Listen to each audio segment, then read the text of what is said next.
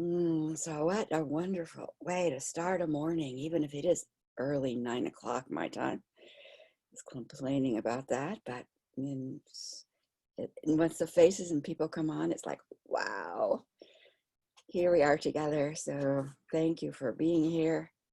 Thank, thank you for being who you are. It's a delight to be with all of you. So get a sense of your body, your physical body. What is it feeling on the skin? How is the breath moving? Is there any tiredness or stiffness that needs to be addressed? Just take time to roll your shoulders, tighten your muscles and relax, whatever your physical body needs. It is so valuable. And our place and walk on the planet at this time is so incredibly important. We gather here this morning in the sacred ground of sovereignty.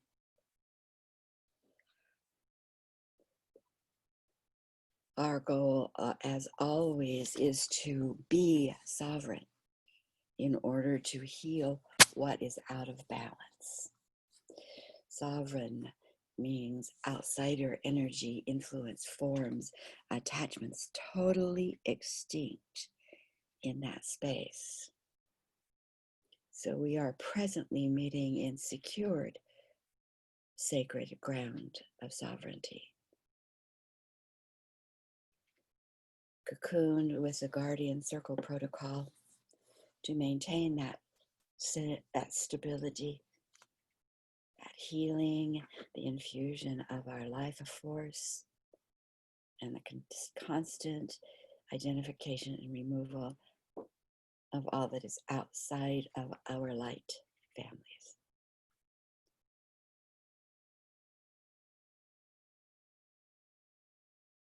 Just breathe and get a sense of the immense help, support, presence of those in the unseen world that are here with us.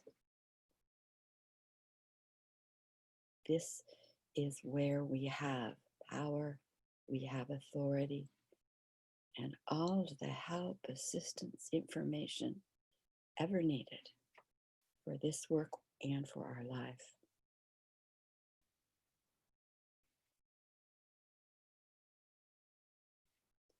And we are here physically, holding the energy coming through the sun, secured to us, moving down the midline of our body, out our feet chakra and into Mother Earth, there rooting amongst other sisters' roots, other sacred circles, sisters' roots. Here is where we gather to dance, to sing, awake the new world, our new life, our greater clarity, discernment, and authority. All safe, supported by the Mother, enriched and held by her.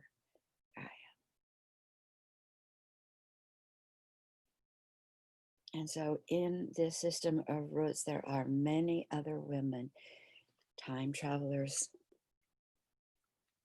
crystal broadcasters, guardian circle holders, and others with other names doing the work. And we are here to energize the entire system.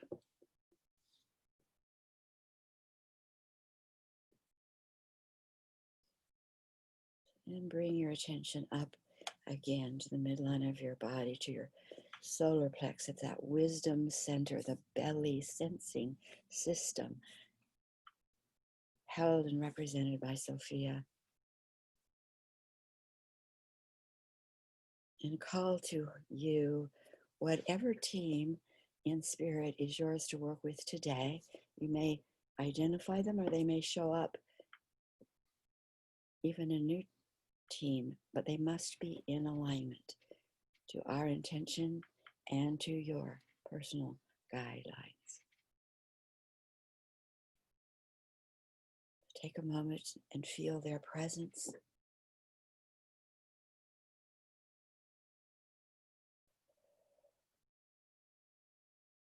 Feel their embrace, their excitement with you.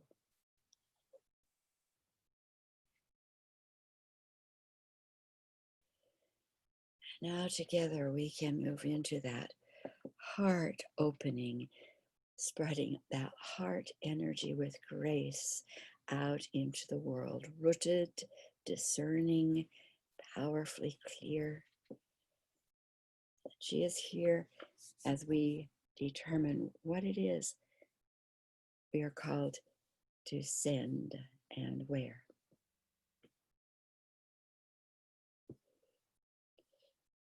So we are here in sacred ground of sovereignty, our circle intention set, those who will be with us present. The circle is now set, and we are ready to begin. And so it is.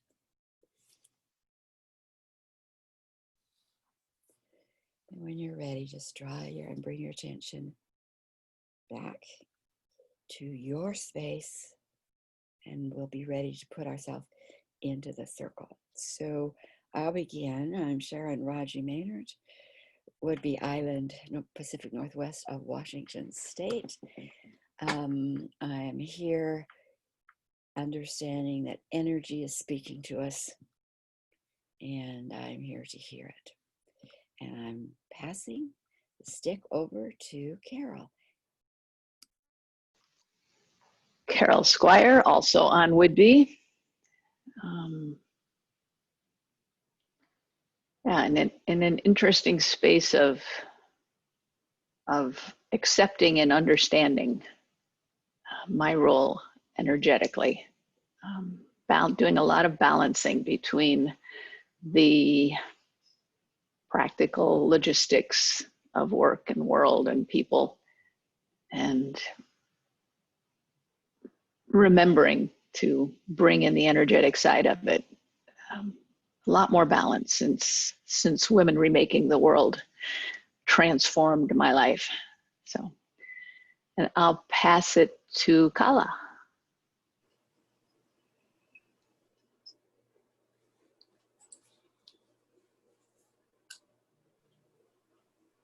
Yeah, you'll have to unmute Kala.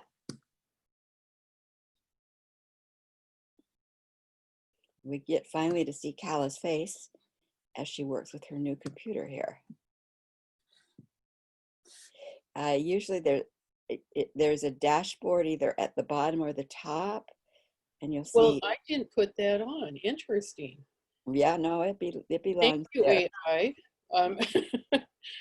Yeah. So, well, I'm in Skagit Valley in Washington State, and the density here is super dense. You can't see across the street with the smoke here. So, but I said good morning. You guys didn't hear me. So anyhow, just got this computer and giving it a go here with the video. So I'll go ahead and pass. Who would you like to pass to? Oh, I can't see names on here. Oh, okay. Well, if you want me to name one for you? Sure. How about Emma? Thanks, Kala. Thanks. Good morning, everybody. I'm here in Northwest Massachusetts. It is a odd and lovely day because the smoke from the fires is sort of filtering the blue skies and the sunshine. And there's this weird dissonance visually. But it's cool and beautiful. I am feeling very quiet and peaceful and not really interested in pushing and learning to explore receiving. I have a new insurance company for health insurance. They're delightful, lovely, and extremely / excessively attentive. So learning to accept their help on all sorts of really good things. So, and I will pass to Celine. Thank you, Emma. Good morning, ladies. This is Celine in just outside Los Angeles. We also have had some crazy air the last few days, just surreal outside. It's definitely a time of looking inward and, you know, seeing what's going on in there. And I'm also looking for a lot of balance right now. Everything has been unbalanced, very heavy in the doing, so much to do. And I'm looking for the other side of the pendulum in that. So, and that is why I'm here today for my very first time with time traveling. I'm so excited. So I will tag Kelly. Good morning, ladies. Excuse me. In Portland here, the air quality index is actually better than I thought it was. It's actually dipped. It's consistently between 300 and 200. So we're now not blowing it off the charts. It's no longer in the deep fives. So that feels really good. Yeah, just been working, just doing a lot of unseen work, a lot of cloaked work. That's where I'm at, just in the ethers, moving, shaking things up, moving things around. I'm a little bit more balanced today than I was yesterday.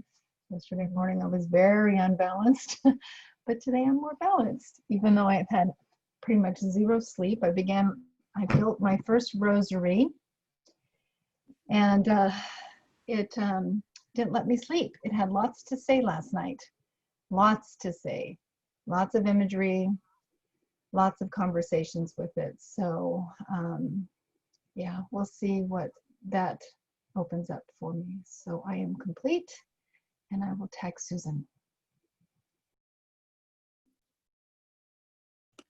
Good morning, everybody. Susan Therese. I'm here in Illinois in a tiny, tiny town called Byron. A beautiful sunshine.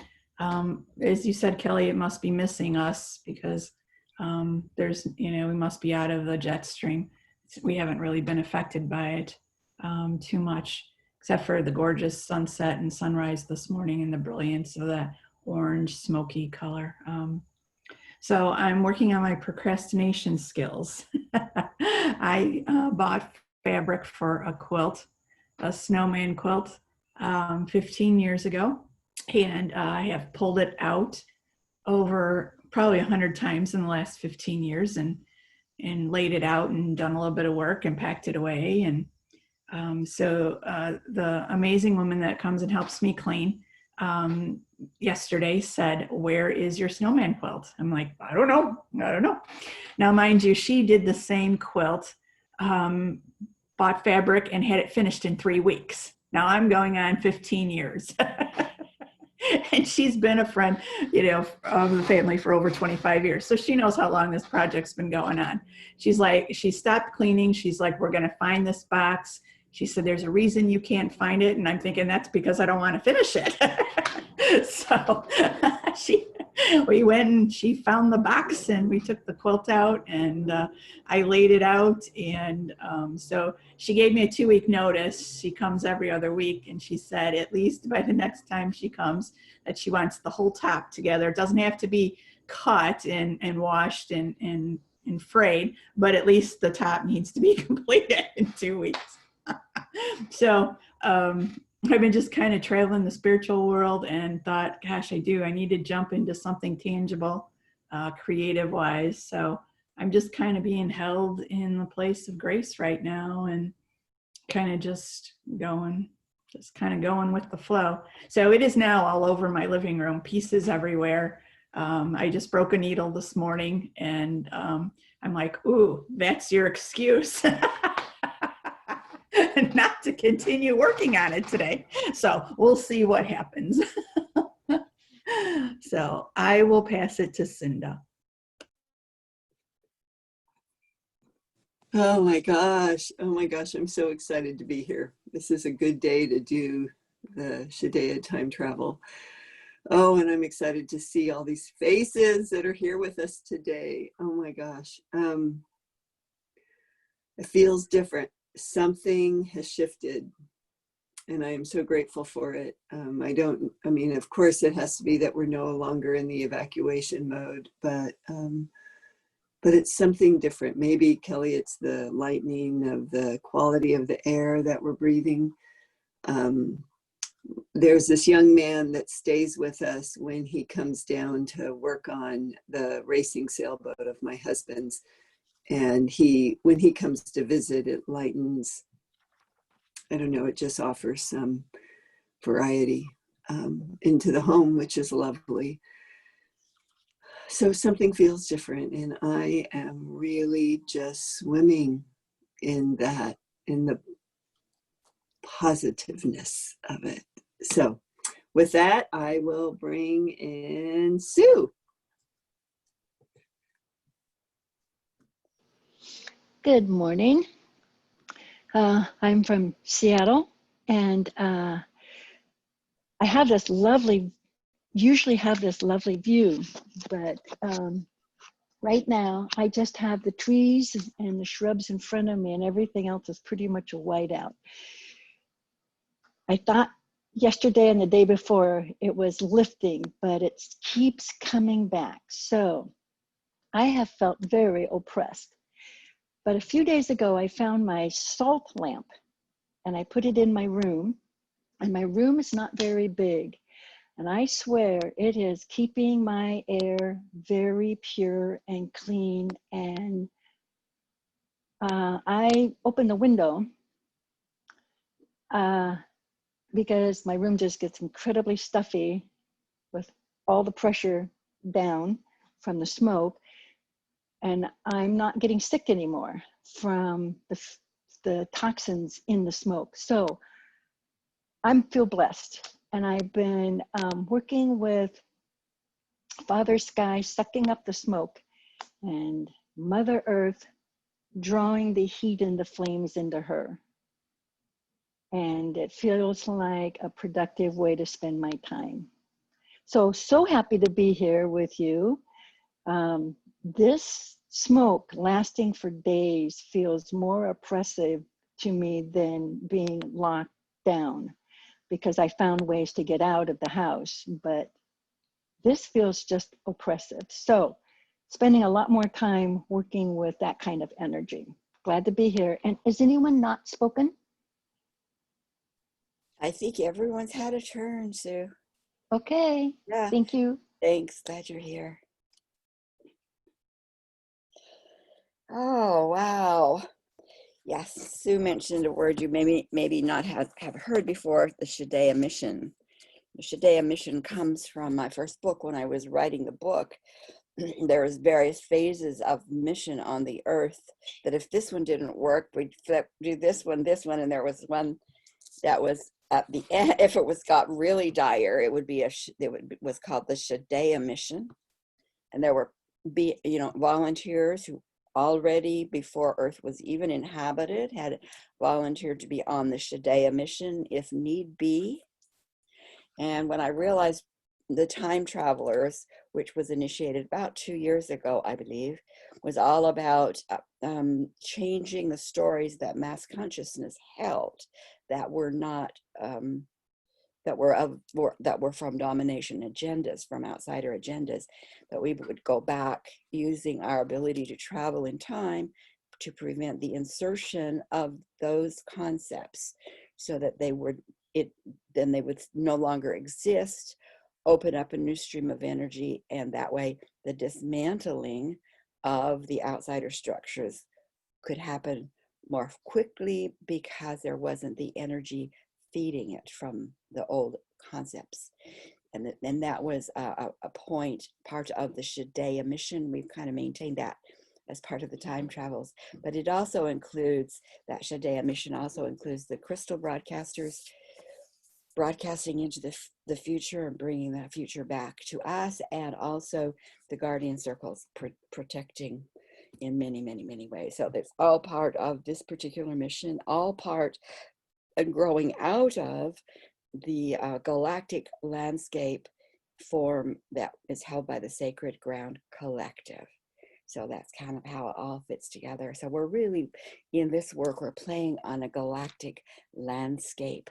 So the information we use isn't because we've read it, but it's information that I began to get, and then information that as a group we individually begin to get. But it's about galactic history, reasons why we're here, etc. So it's kind of a different landscape. Just a background for those of you who are new. So here is what I want to do and propose this time.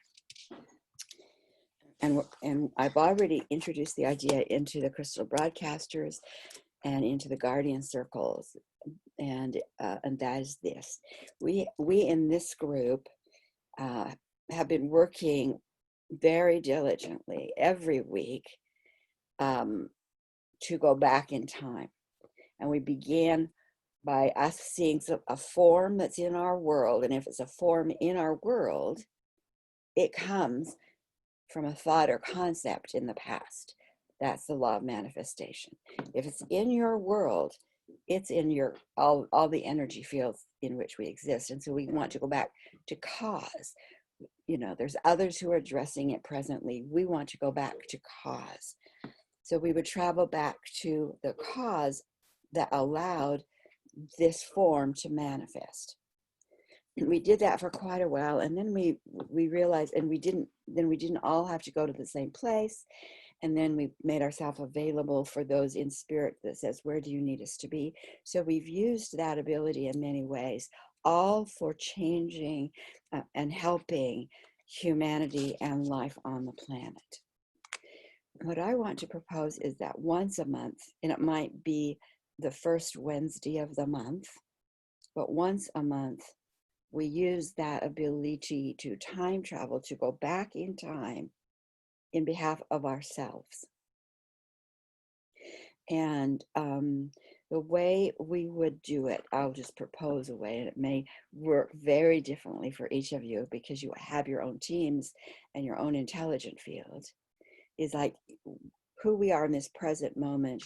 We are choosing in this present moment that we are expression of whatever you want to say. We're an expression of the divine. You're an expression of your star family of good. Whatever, in this moment, you're claiming that for yourself.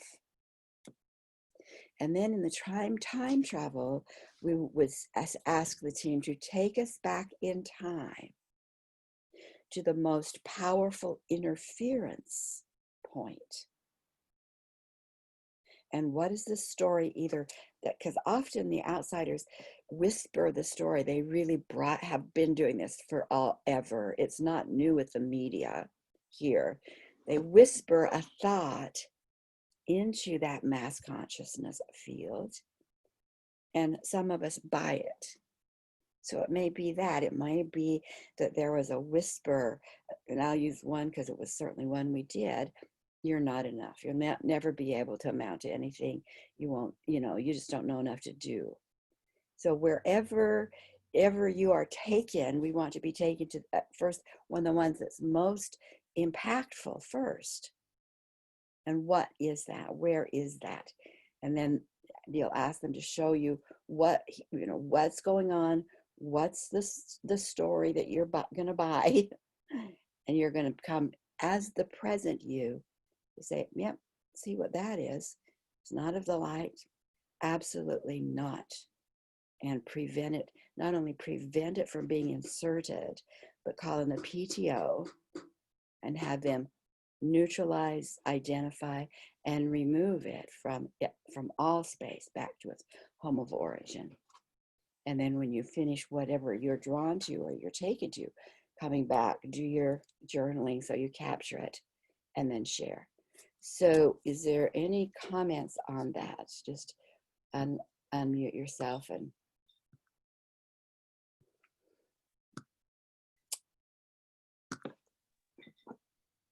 I have something. I just want to direct this to Susan. Susan, maybe there's something to what you were experiencing that you brought into our loom that was in preparation for just this. I think this could be really powerful for you, really powerful. And I'm excited. Sharon, thank you for this. This is going to be extraordinary. I'm done. okay.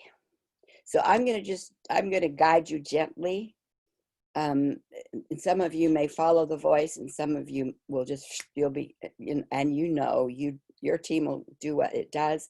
And if you need to just mute me and go your way, totally. If my voice gets in the way, shut it down and follow your team.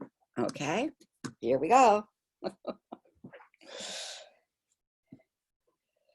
Okay, so here we are this morning in sacred ground of sovereignty with our protection of guardian circles. You have your team there with you. They already know. They knew before I spoke. So get that sense of here in this circle. This is our launch place. Your body will be here anchored, giving you the authority to speak. And the intention is to, first of all, get a sense of that knowing of your magnificence. Imagining what that is. It might be balance, it might be joy, it might be excitement and peace. You are from the stars.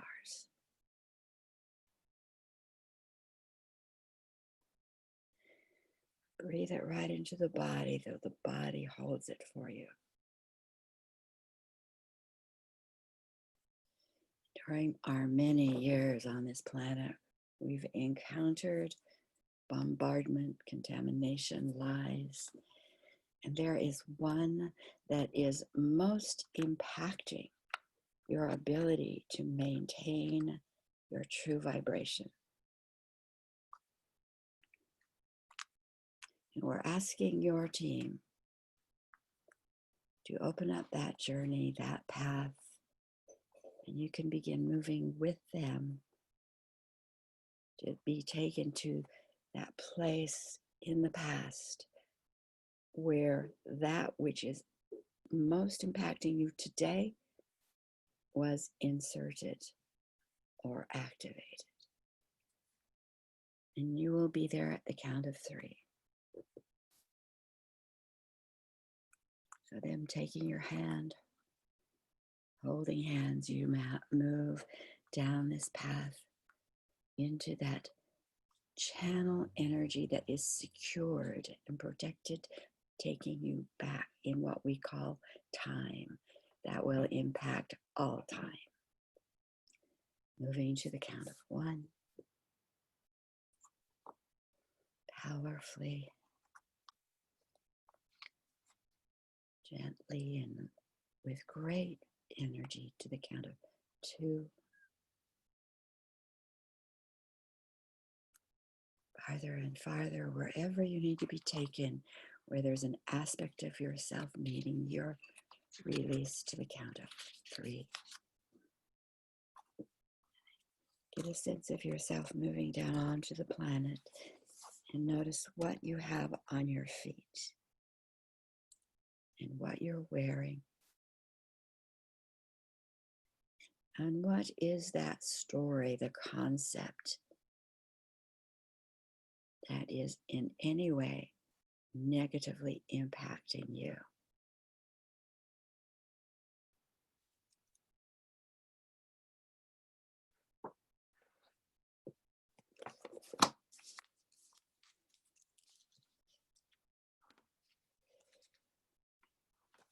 You have your tag team there. You have your clarity. You have your belly wisdom. You are coming from the future.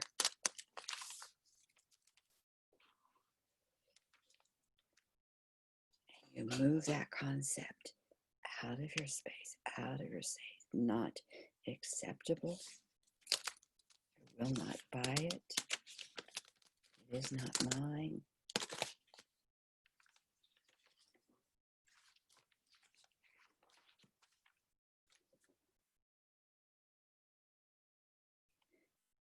Call in the PTO team. Say to them, this concept, and you may name it, it's not acceptable here, has no right to be here.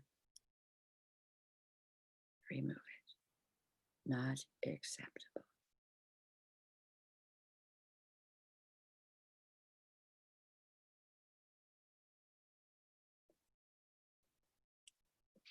Hold that space until there's clarity, till it's gone. If there is another concept that comes up, do the same thing.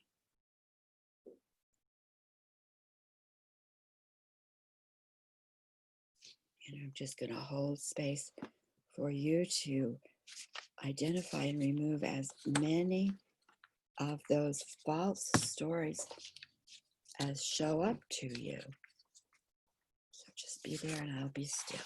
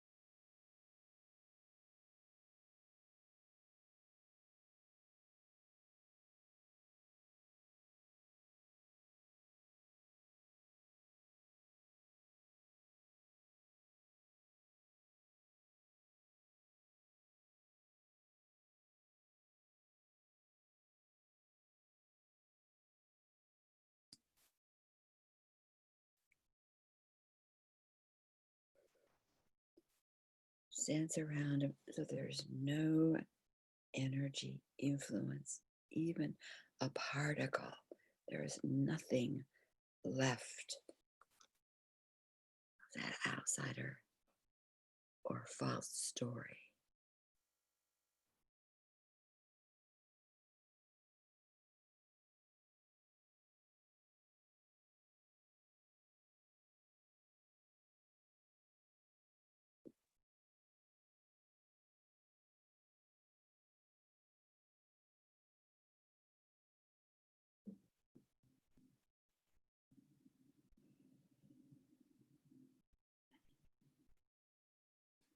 Then ask the PTO to pull in from your family forward, from your family backward. Pull in any residue in any of your genetic life stream. Pull it back, vacuum it in. It isn't just for you in this moment. It will not be passed on to your descendants, and your ancestors are cleared of it. So put that powerful vacuum of the PTO in place. Have it removed totally back to its home of origin.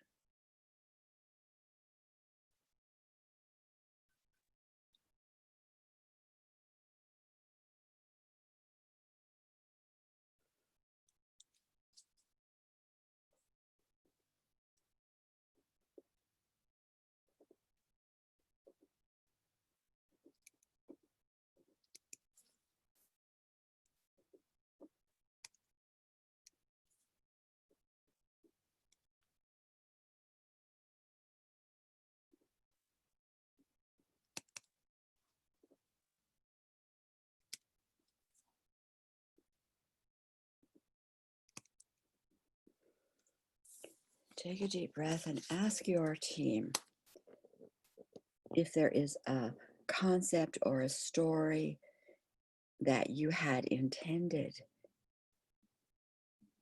to have in place that this overlay prevented.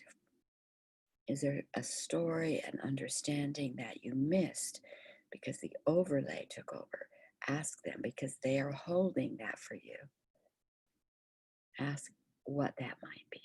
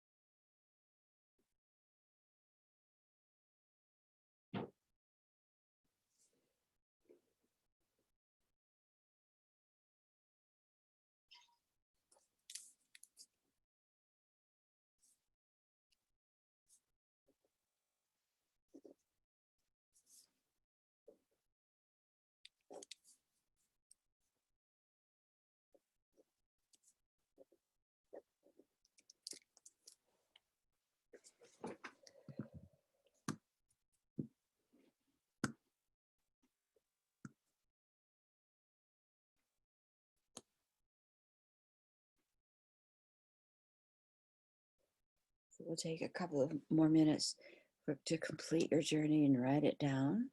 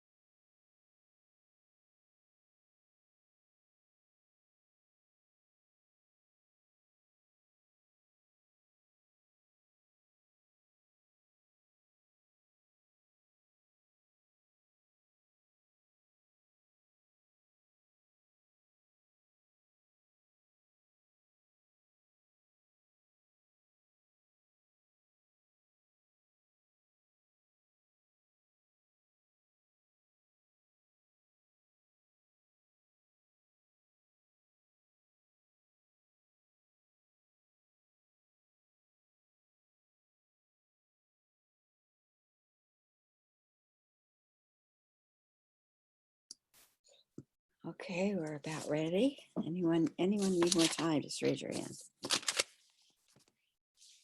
Okay, so let's see what this adventure did for us. Emma, would you like to start?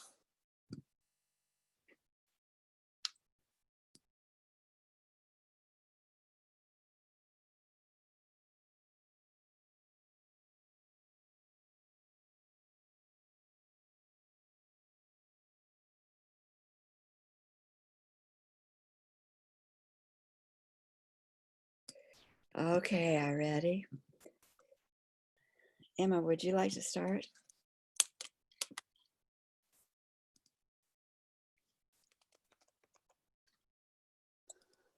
Okay,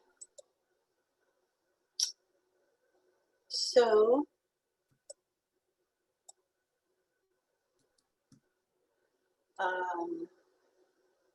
we are in the desert. And there are enormous boulders. They're smoothed by wind and by time. And we are walking a path between them. We were on a high cliff and we are descending into a valley. A river flows, and there is green along the banks. Some are wild, native plants and animals. Some are domesticated, small plantings by humans. I look around, and the human dwellings are not close to the river. They are in the lower faces of the cliffs. They are shaped caves, artwork carved into the rocks, elegant, lovely.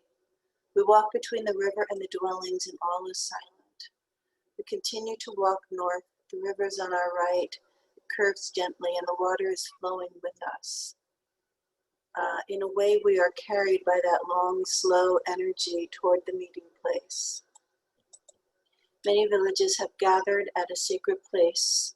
They gather 4 times each year to trade stories, goods, and to celebrate the cycles of life, human and non-human, the slow cycles of rock and the quick cycles of the small creatures, and the universal cycles of creation, sustenance, and dissolution.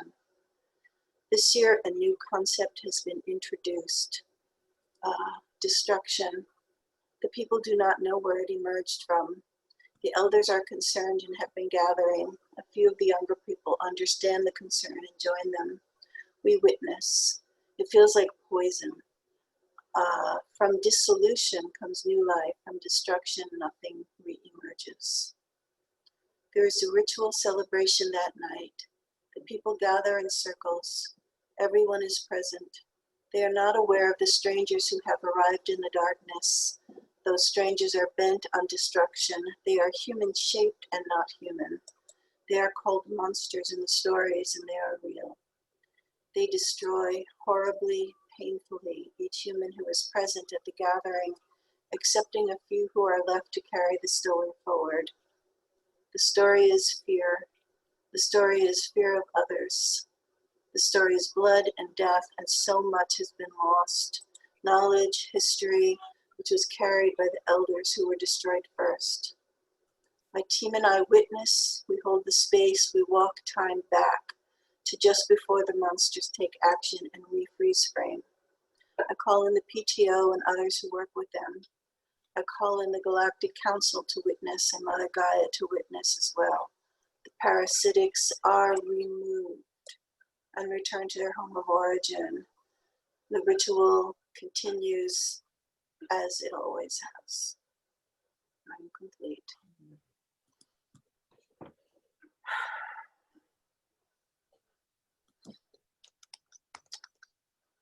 And I'll tag Cinda.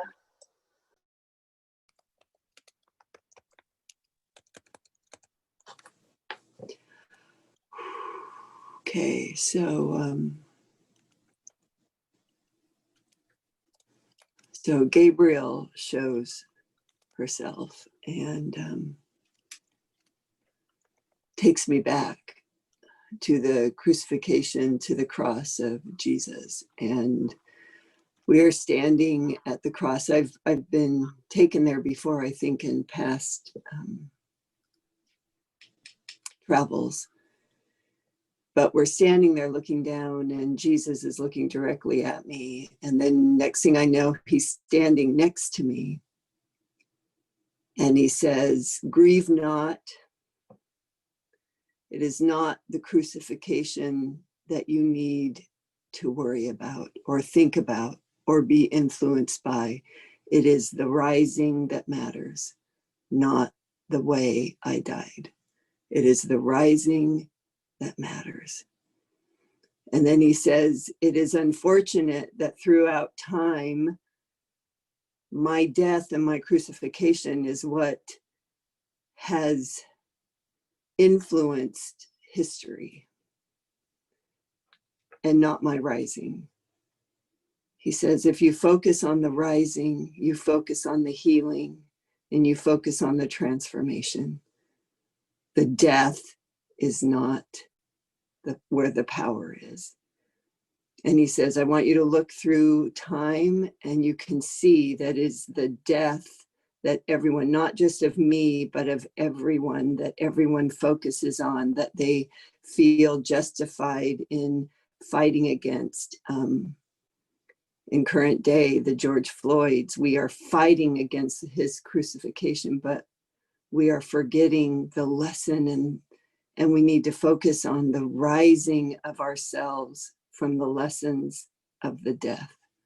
We need to rise from the lessons of the death and not focus on the death. And he says, if you focus on current time, you will see that everyone is trying to crucify your president. Everyone is trying to crucify him, and he is trying to crucify many. They have misinterpreted that moment in my history where the crucifixion is what matters or where the power lies, when in fact it is the rising is where the power is. The rising is when the healing is. Not just the rising of the soul, but the rising of the people that use the death as the lesson. And so we're there at the base of the cross, and I freeze frame that moment when the manipulation of Jesus that crucified him, that lesson that they were trying to teach the world in that moment, that this will be the fear in the moment that will be carried throughout time, that people will fear their own crucifixion if they show up in their power and in their faith and in their knowing they will be crucified.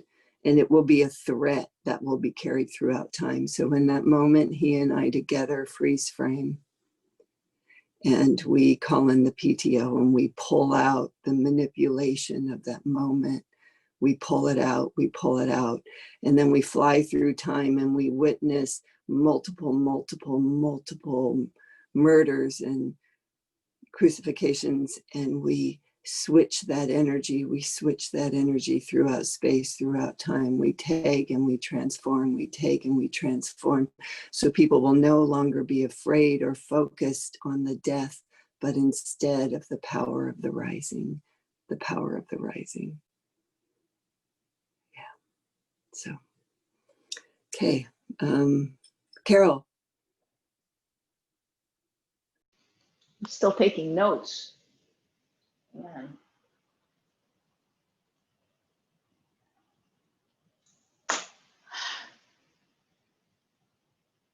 So while I was expecting something of perhaps more significant universal themes, what I got was me being plopped onto a sidewalk, a suburban sidewalk, wearing Keds. And although I knew my neighborhood friends were around, there was nobody speaking to me, no other person whispering consciously, no one to point a finger at and said they were doing it. The thought came to me alone.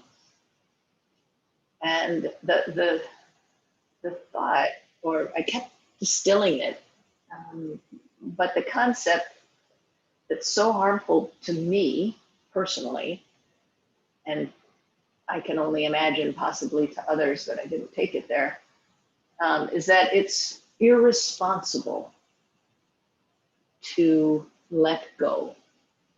And what that means is there can be no emotional or physical expression or experience really of joy or fun or rest or ecstasy, because that would take me away from my responsibilities.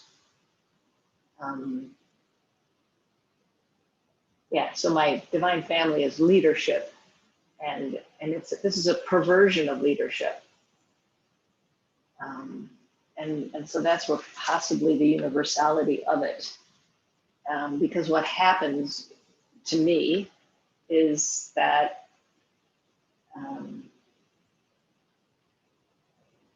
the leader is then inhibited, judges the fun-loving, the silly, the dancing expressions as perhaps feminine. And the serious, responsible, getting things done, holding to ethics becomes masculine. And it's such a perversion. So what I asked my team to remove was this limiting concept that leaders have to be serious, strong, holding space for others to do their silly things that they need, but which in fact not only damages the leader, but damages everyone they lead. So it was really clear that that concept needed to be removed from all my fathers going back, as well as my mothers, because we were getting it equally from all sides. Joy is required for fullness. It isn't a little extra or a bonus for people who really don't know how serious things are. So that it was removed and removed and removed and removed.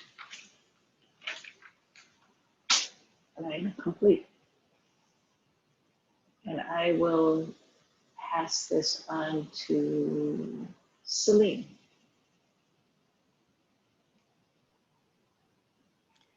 Hi, ladies. What an amazing experience. I can't wait to do this again now that I kind of get it. I was plopped down in a very old courtyard. I had sandaled feet in a very long dress, black, tattered, dirty. The cobblestone road was in a marketplace with a very large wall around it. The marketplace was off limits to me. I was not allowed to take anything or get anything. I could only see what I couldn't have. And then I felt myself cast out of the city, beyond this very large stone wall, through a doorway with vast open rolling hills everywhere. It was very cold, and I was alone. I was not aware of my fears or any emotions that went with it. It was very clean, but I felt the feeling of, or I asked, what is this? What am I seeing? And I heard from my team, this is a lack of abundance. This is a lack of having. This is where that feeling began. So, not really knowing what to make of all of this, I asked them to help it, to undo it, to replenish me with that feeling of abundance to, I guess that's it. I didn't really know what to ask them to do. But I sent white light to myself in that space and time, to know that there is always more. And then it brought me also to my father and my grandmother in current life, and I noticed that they needed a lot of healing, and so I asked to heal them. I don't know what they have, but they have a lot of pain. I saw that for the first time in their relationship together, as him as a small child and her as a woman, and I asked them to heal them in some way in order to not pass that pain on, in whatever way that is for me. Like I said, this is so new. I'm so excited to do it again and ask something more. So cool. So I'm complete. Thank you. I will tag Susan.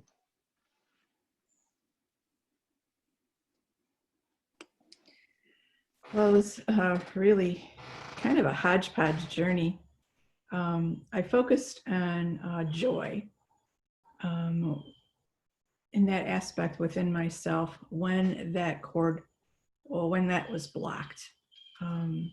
So I asked to be taken back to the first insertion point, that my path, my true soul's path is joy. But in remembrance, there is not much of it as I look back and through the many timelines. So they plucked me in Egypt. I was an oracle, and that was the first insertion of the blockage of joy with my spiritual gifts. It was the first time it was taken away or diminished in one of my timelines. And I visited this timeline many times, but for some reason it just took me back there immediately.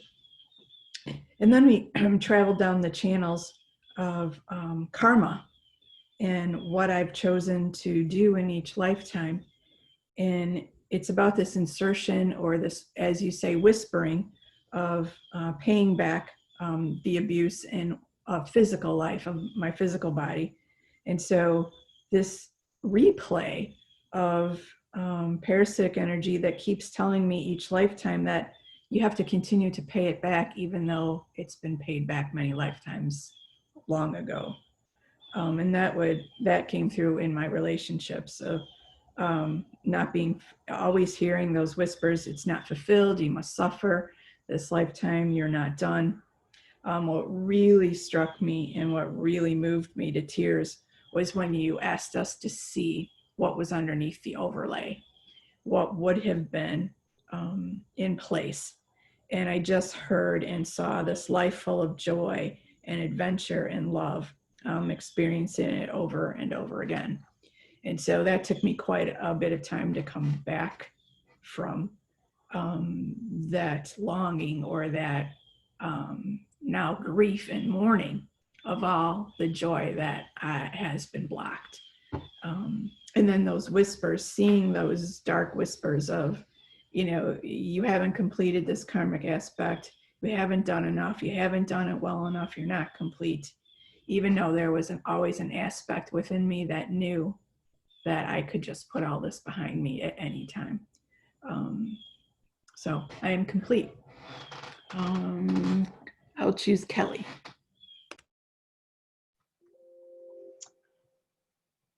So I was plopped into a movie reel, an old black and white movie, back probably easily in the 1930s. And I know this is, and I'm with my mom and her family. And I had my invisibility cloak on. I've got one of those really cool things that I really like to use. And so I'm very aware that I'm walking through everybody in my invisibility cloak, and I'm watching everything. And And it's, like I said, it's in black and white. And so, then I keep on going further and further back in time. And what I'm seeing is, of course, the patterns, the learned behavior, the oppressive nature of that time, or the family that my mom is in, that I'm in, right? It's a carryover. So what I see then is these massive trees. So part of the time that she grew up was in Indiana, and I just remember these huge trees, like these big trees, and then I could see all these really big roots underground, dark, gnarly, tangled roots, right? All these trees that have been growing for centuries, and all their interlying roots are together, right? So here's a tree and they're all, so then I'm seeing, I've got this giant axe, and I'm chopping all of these roots, right? I'm chopping, and I'm getting really in there. And so then all of a sudden I become multiple me's with multiple hatchets, and we're sitting there chopping up all these roots and just chop, chop, chop, chop, chop, chop, chop. And I keep on going back and back and back and back, and we're pulling out, have you ever tried, I'm sure, like you tried to remove a tree root, and it's connected to the tree. So you're pulling and you're pulling and you're pulling. So that whole energy is going on. And again, it's still black and white, very, oppressive energy. And then all of a sudden I'm thrust into, I shouldn't say it's thrust, all of a sudden things begin to green up. I'm beginning to see some green. And then all of the elementals around me come to life. So now the stone people have hatchets, the little leaves have hatchets, everybody has little hatchets, and we're going through and we're chop, chop, chop, chop, chop, chop, chop, going all the way back as far as we can to where, even a dust particle has a hatchet. They're like sitting there going chop, chop, chop, chop, chop, and I can hear all the roots getting chopped up. Kind of comical again. And then all of a sudden I'm like, there's just hundreds of hatchets, hundreds of me just chopping. And then all of a sudden I see my mom in this moment, and she's so sad. And I see this sadness in this lineage, all this sadness. And then all of a sudden I'm like in this time thing, and I'm all the way over here on this side. And I'm just this white ball of light. I'm just this white, I've just like taken and all that, and I'm thrust here in this white ball of light, strong, erect, clear, balanced. And this has been dissolved. This has been dissolved. So the chopping, I can still have the chopping. They may still be working out there. They're chop, chop, chop. But I was thrust all the way here. And then the only other thing that came to me in this was that it's going to take a little bit more work. There's more work, especially for my children. So I can heal myself, and I know that I'm working on healing my children, but there's also more work to do on that as well. So I am complete. It was wonderful. It was very powerful. Kala.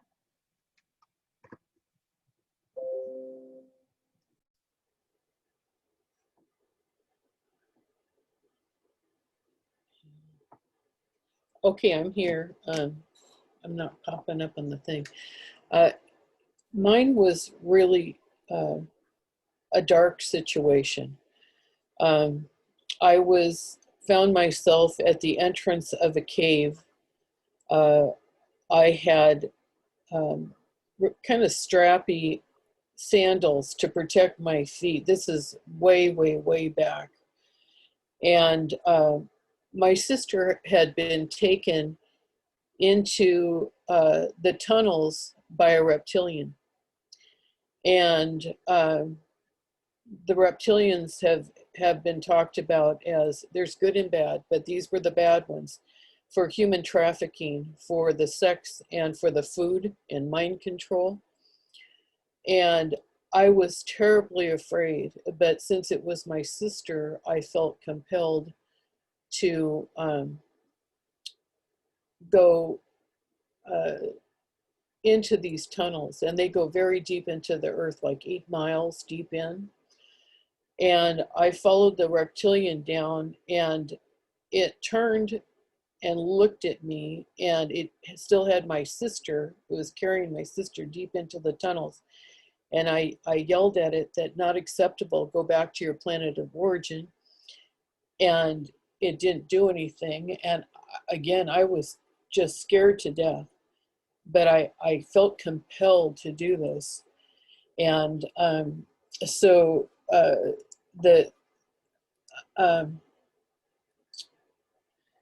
it finally released and was pulled out of the tunnel.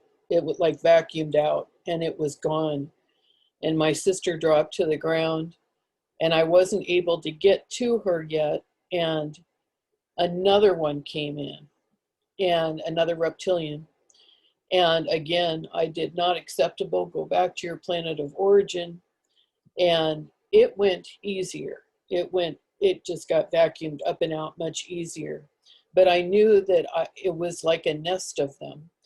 And so I sent down the intention down deep into the tunnels to remove all of them at the same time. Not acceptable, go back to your planet of origin. And it cleared them out. And so then, let's see here.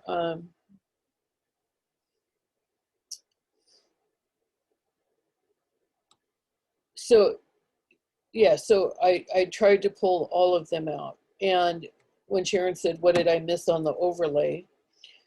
I realized that I was naive. I was not aware that any off-planet being would come in to do harm to us. And I didn't have that understanding at that time. And I know reptilians have been on the planet for eons, but I didn't realize that they were there to physically harm us. So what I got from that is that we need to keep alert to the outsiders. We need to use discernment. We need to feel into it. If something feels off, to really, really listen and take responsibility. Because in our culture today, many people have not taken responsibility. And right now, because of all the research I've been doing, I know that they're cleaning out these tunnels. Many millions of children and adults even have been rescued from deep under tunnels in Australia and all over the world. It's awful. It's awful. And horrible, horrible stories, very satanic. And that's why I did not want to go into this. And I didn't feel that it was really supposed to be me, but somebody has to take the responsibility to step in to remove these beings that do not belong here.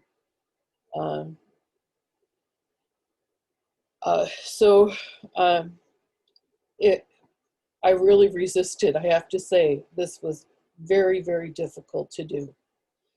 I felt I did my part, but I also know they could have nests all over the planet in other areas, and hopefully other light workers are doing their work to pull them out as well, so we can get clear and find out the beauty of this planet, and to live in peace without wars, and to live in a new world that I know is coming very, very soon. And it will be explained to us in the next couple of months. And it should be coming out to get rid of the corruption and all that. So, like I say, I've been very deep into this for several months and researching. And I'm just grateful those are gone. And I'm told that we are protected, the planet is protected from more insertions on that level, that they can no longer come back. So that gives me peace. So, aho, I'm complete. So, who hasn't gone? I know Sharon has. Okay, Sue, I'll put it over to you. I kind of thought I would do the work you just described, but I didn't. I was in my sacred space, and I time traveled. So the first place I peeked in at was the ships going over and capturing Black people to bring them for slaves. And then the next place I peeked in at was a village who didn't know fear of being conquered, just like the Blacks, only these were whites who received word that a village farther away had been wiped out and that the invaders were coming, and they didn't even know what that meant. But it planted the beginning of fear for them. They just didn't know what to do about it. It just wasn't in their vocabulary, it wasn't in their minds. And that is kind of how fear grows. But it has to start before that.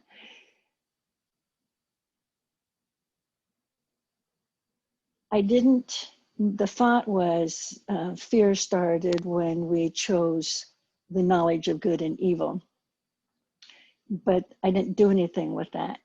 So what I watched, I didn't even watch it. All I could do was feel it. Feel how fear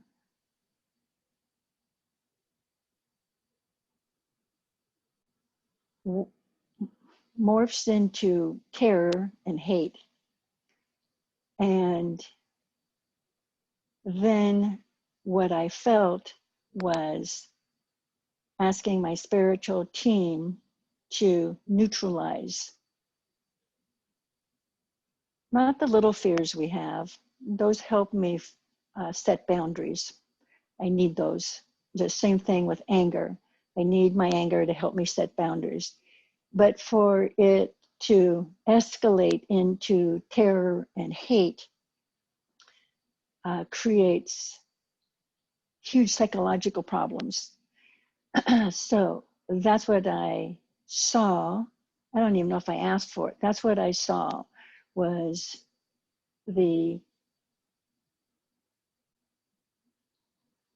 high energy fear that goes into terror, that goes into hate, neutralized. And then I got to watch that a person full of terror or full of hate, all of a sudden were completely neutralized. And they're standing there wondering what happened and what were they doing? What was he doing? The memory was gone of the violence and the hate. And it was kind of like walking around trying to find your bearings again. And it never got into real pictures. It just got into all of these high emotions that drive people into the insane behavior of sex trafficking, which just blows my mind. And I've been working on that. But what keeps coming in now is neutralizing these emotions, neutralizing. And so that's where my work took me. That's where I could feel the change in me, and I could see it changing that overlay of the matrix of fear and hate that has encaptured planet Earth, and just keep feeling that the work of neutralizing is continuing. And that's pretty much when I came back. Your turn, Sharon. Thanks, Sue. Okay, so what I got was, because I was very focused on personal and family, and I set the intention that whatever I was going to stop with myself was going to pull back tentacles from going forward, and also going back to vacuum up. So that's why I spoke it into the circle, because I thought it would be good for all of us. And so there were 4 concepts, which was interesting. I had not identified them before for myself. Non-safety on the planet. This planet is hard. Earth life is hard and difficult. And so I cannot relax.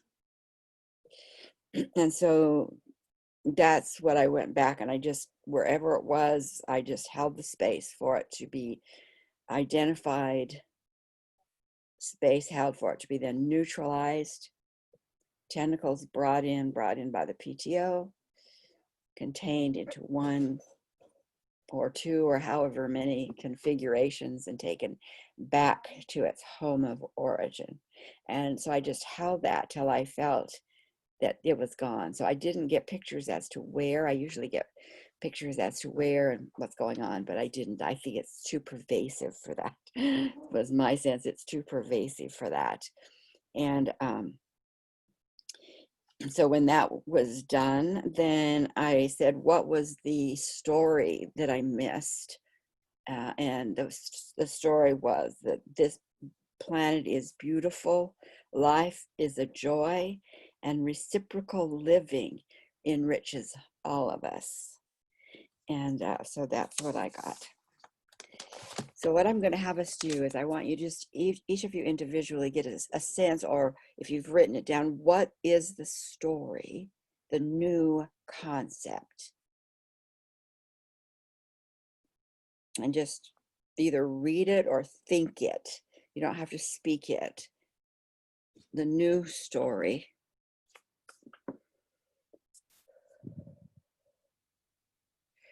We're going to have our tag team healers and transformers, and ask them to move your consciousness, that entire energy flow of life, and the consciousness of everyone in your family and whom you are connected to and love.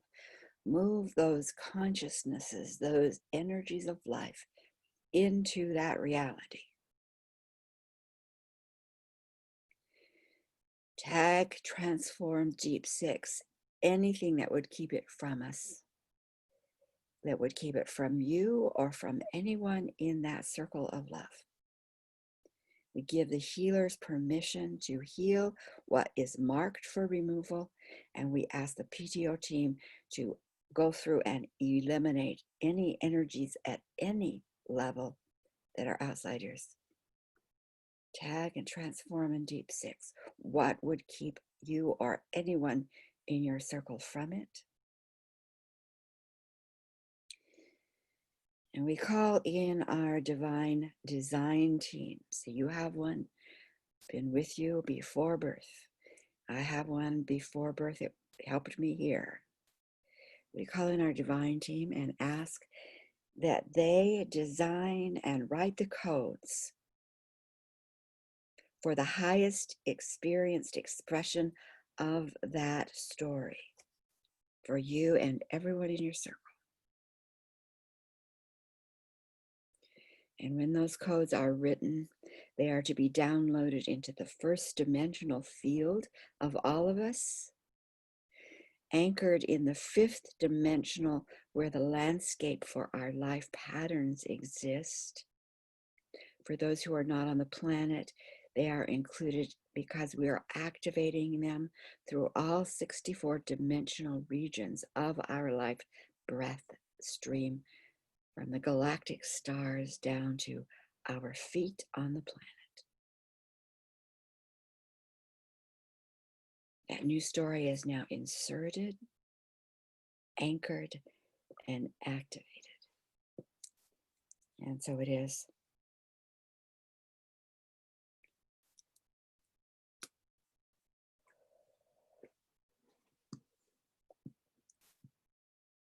Okay, so that was a fun one to do. We'll do it.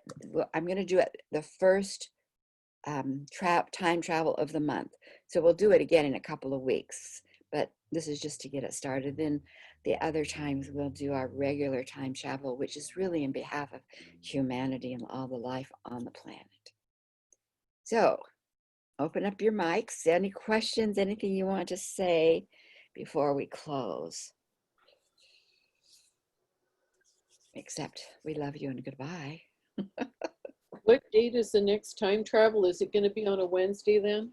Yeah, every Wednesday, 9 o'clock. Every single Wednesday. Every single Wednesday. Be Okay. here when you can. Okay. Yeah, I can't make next week, but after that I will. Okay, love you guys. Thank you, Sharon. Hold your story. Thank Thank you. you. Nice to Everybody's story. Until next time we see each other. Bye, Love loves. you guys. Bye. Right. Bye, ladies. Bye.